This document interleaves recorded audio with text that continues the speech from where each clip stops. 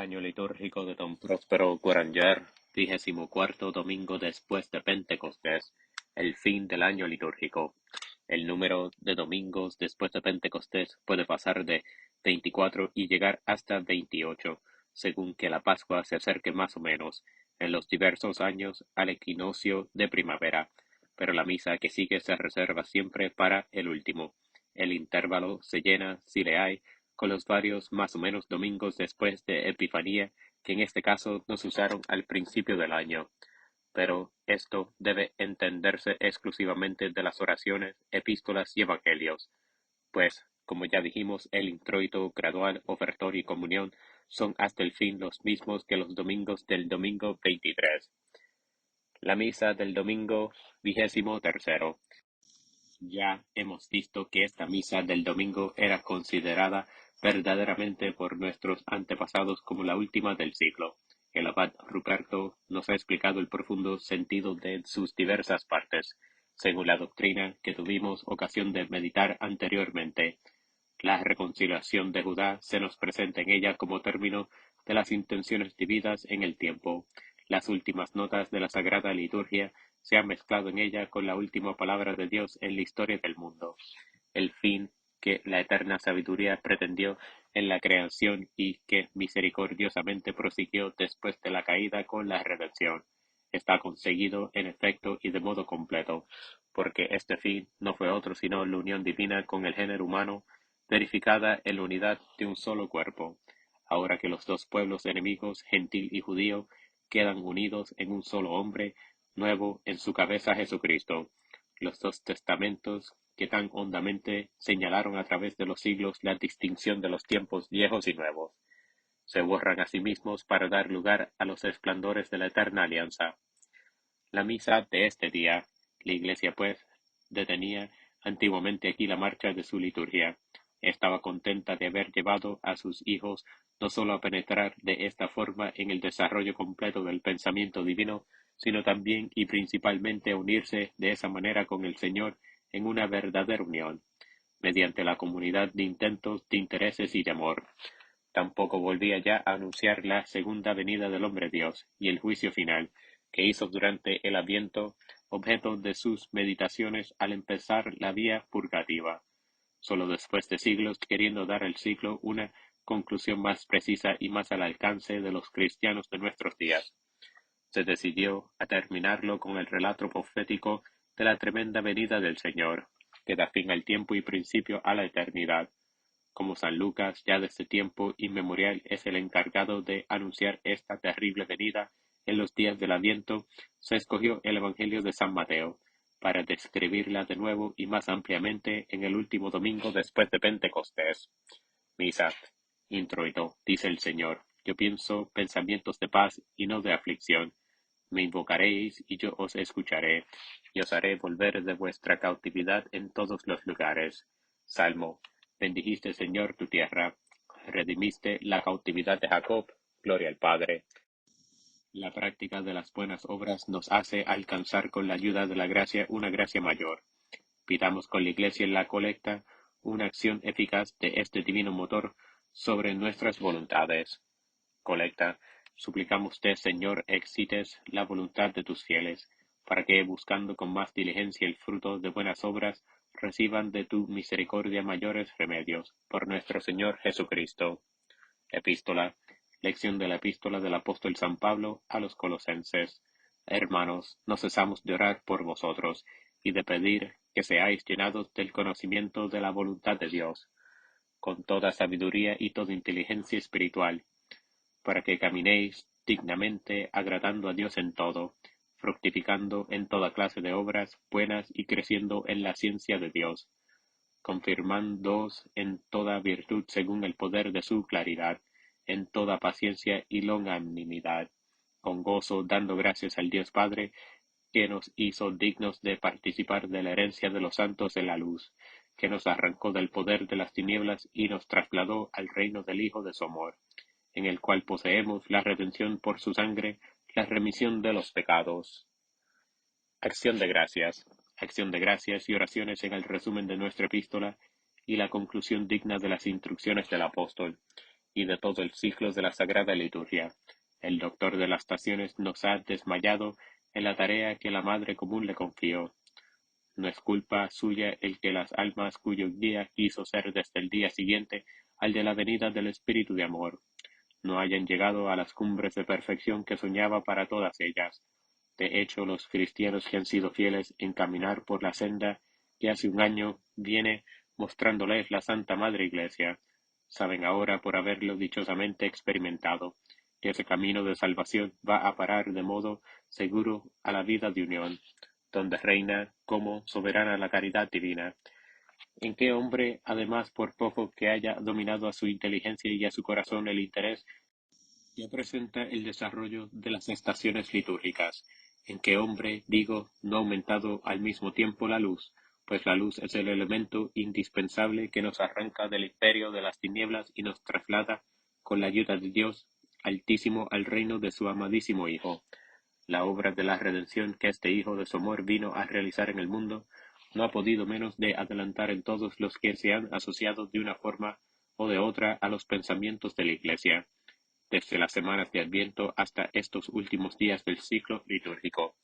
Por eso, todos, cualquiera que seamos, debemos dar gracias al Padre de las Luces, que nos ha hecho dignos de tener una parte, por minúscula que sea, en la herencia de los santos. Súplica. Pero todos también tenemos que rogar en una u otra medida para que el don excelente depositado en nuestros corazones crezca con el nuevo año litúrgico a punto de empezar.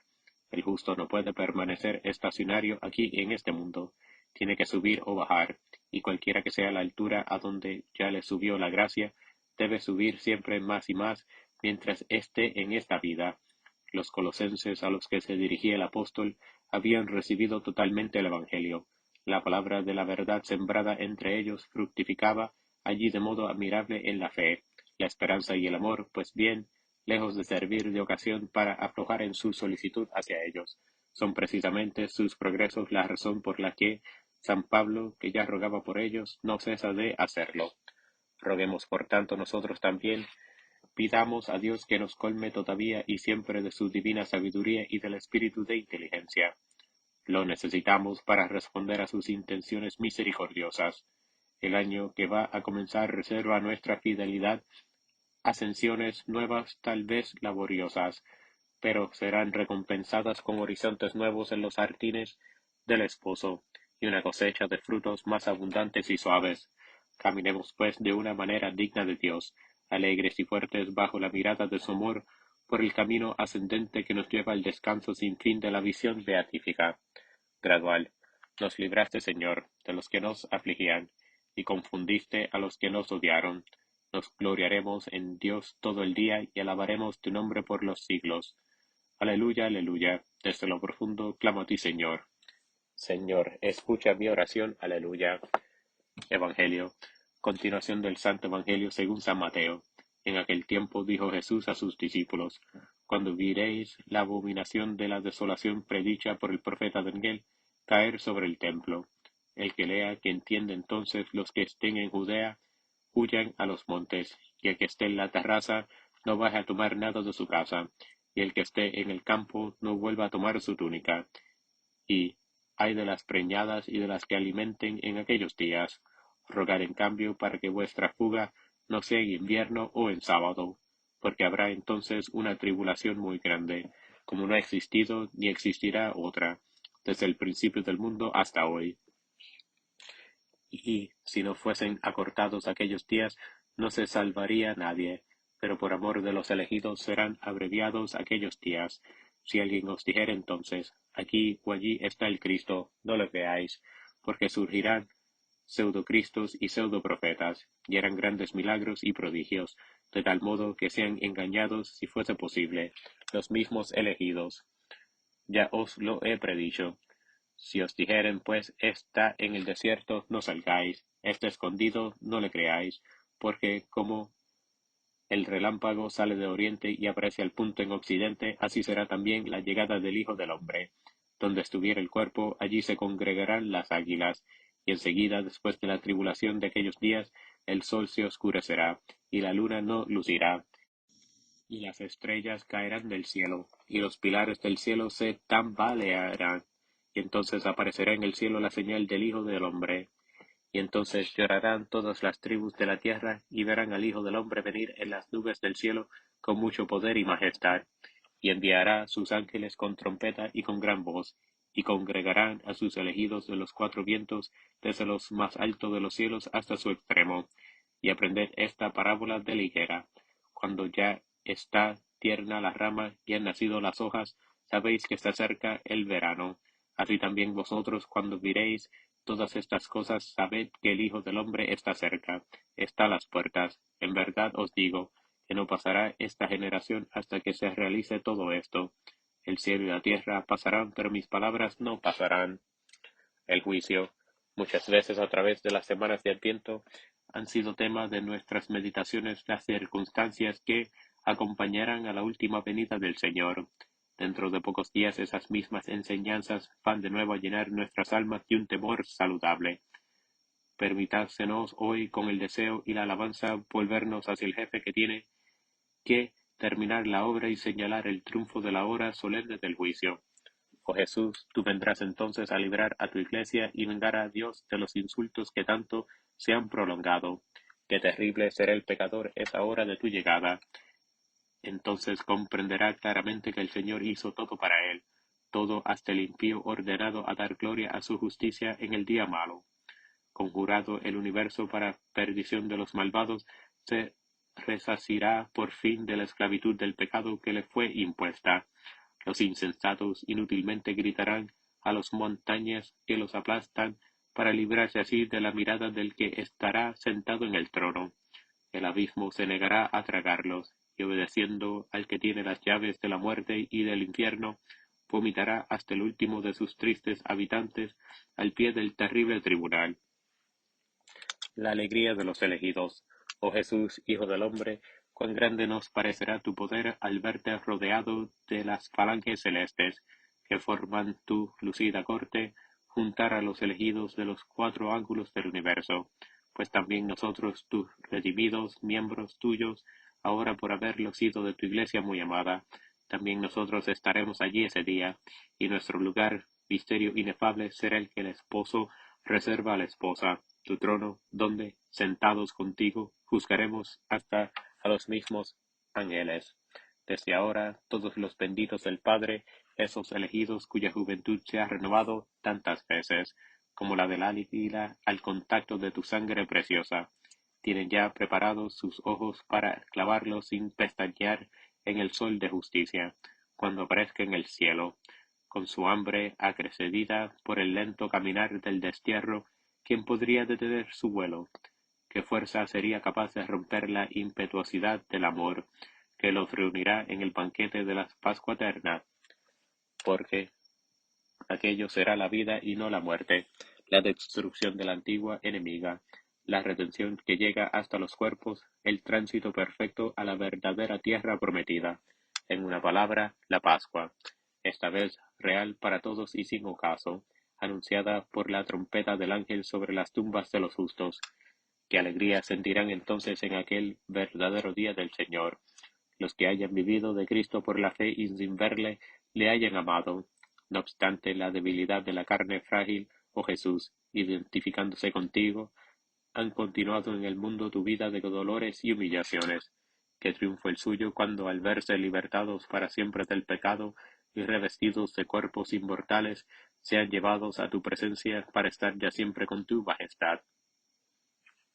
El triunfo de Cristo, pero su gozo mayor consistirá sobre todo en asistir ese gran día a la exaltación de su amantísimo Capitán, cuando se haga público el poder que le fue concedido sobre toda carne. Entonces aparecerás, oh Emmanuel, como el único príncipe de las naciones, haciendo añicos la cabeza de los reyes y poniendo a tus enemigos por escabel de tus pies.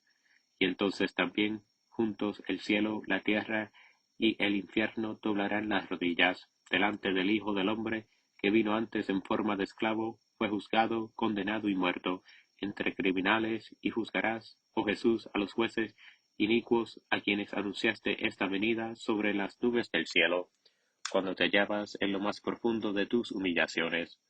Una vez terminada la tremenda sentencia, los reprobos irán al suplicio eterno y los justos a la vida que no acaba. Tu apóstol nos dice que entonces, vencedor de todos tus enemigos y Rey indiscutible, pondrás en mano del Padre eterno el reino conquistado a la muerte, como homenaje perfecto de la cabeza y de los miembros. Dios será todo en todos. ¿Será eso el cumplimiento de la oración sublime que nos enseñaste a los hombres, y que sale más ferviente cada día del corazón de tus fieles cuando, dirigiéndose al Padre que está en los cielos, le piden, incansables a pesar de la apostasía general, sea santificado su nombre, ténganos él su reino, y hágase su voluntad así en la tierra como en el cielo? Incomparable serenidad la de aquel día en que cesará la blasfemia y la tierra será un nuevo paraíso, purificada por el fuego del fango del pecado. ¿Qué cristiano no saltará de gozo esperando ese último día que dará comienzo a la eternidad? ¿Quién no tendrá en poco la agonía de la última hora, pensando que aquellos sufrimientos tan solo significan, como dice el Evangelio, que el Hijo del Hombre está ya muy cerca, a la puerta? Ven, Señor Jesús. Oh Jesús, despréndenos cada vez más de este mundo cuya figura pasa, con sus tareas inútiles, sus glorias falsificadas y sus falsos placeres, como en los días de Noé y como en Sodoma, según nos lo anunciaste.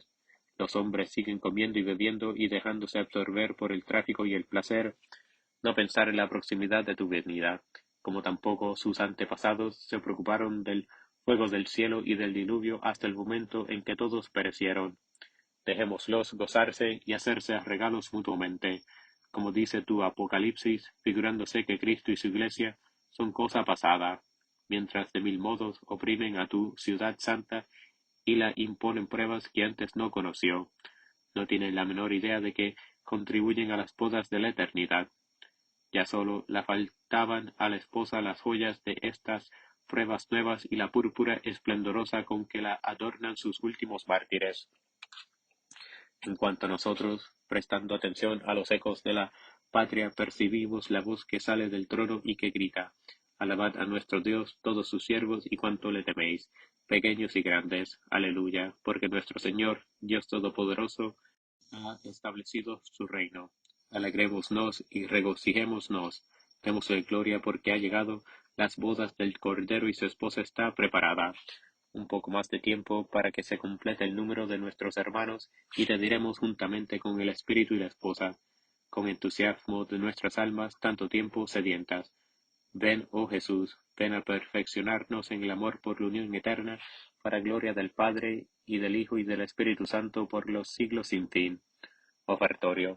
Desde lo profundo clamo a ti, Señor. Señor, escucha mi oración. Desde lo profundo clamo a ti, Señor. Pidamos al Señor en la secreta que, al acercarse el último juicio, dirija hacia sí todos los corazones y se digne reemplazar en nosotros los apetitos terrenales por los deseos y gustos del cielo. Secreta, sé propicio, Señor, a nuestras súplicas, y aceptadas las oblaciones y preces de tu pueblo, convierte a ti los corazones de todos nosotros, para que, libres de las ambiciones terrenas, nos llenemos de anhelos celestiales, por nuestro Señor Jesucristo. Comunión. En verdad os digo, todo lo que pediréis en la oración, creed que lo recibiréis, y se os concederá.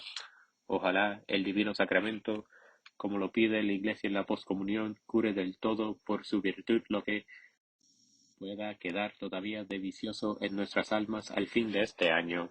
Poscomunión. Suplicámoste, Señor, hagas que, por medio de estos sacramentos que hemos recibido, todo lo que haya de vicioso en nuestra alma sea curado con el don de su medicamento. Por nuestro Señor Jesucristo.